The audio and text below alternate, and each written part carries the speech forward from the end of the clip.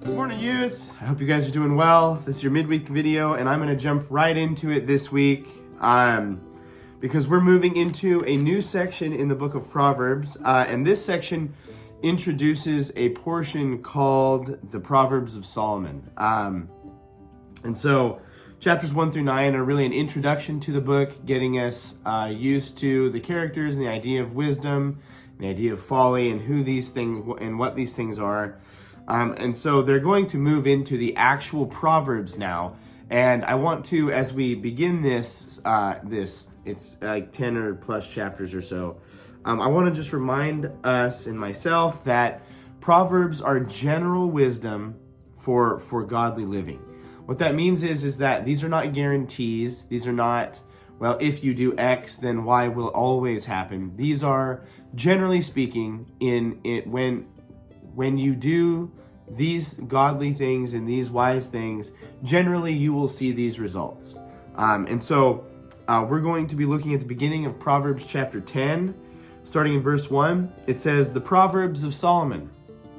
A wise son makes a glad father, but a foolish son is a sorrow to his mother. Treasures gained by wickedness do not profit, but righteousness delivers from death. The Lord does not let the righteous go hungry, but he thwarts the cravings of the wicked. A slack hand causes poverty, but the hand of the diligent makes rich. He who gathers in summer is a prudent son, but he who sleeps in harvest is a son who brings shame." These proverbs, these five little intro statements here, all have one thing in common, and that is this idea that hard work goes hand in hand with godly wisdom. Hard work spurns from, it is produced from, and it coincides with godly wisdom. And we see three things about hard work and godly wisdom here. The first is that scheming and wickedness and get rich quick and all the ways that a person can try to get ahead apart from hard work, that those things are no substitute for hard work. Because what we find is in working hard, we gain something that is not monetary. We gain something that is personal and in many ways spiritual about who we are. Second, hard work often has rewards in this life and will be rewarded in the one to come in Jesus. We see that in the righteousness that is talked about here. Righteousness delivers from death. When we work hard in this life, it is often rewarded. And when it is not, or when we work hard in the area of producing righteousness, like Jesus talks about, especially in the Sermon on the Mount, it will be rewarded. Like, he's not going to ignore those things in his kingdom. Third, hard work means sitting starting when the time is right. Notice that he says, "He who gathers in summer is a prudent son." Sometimes hard work, we have to jump at the right moment.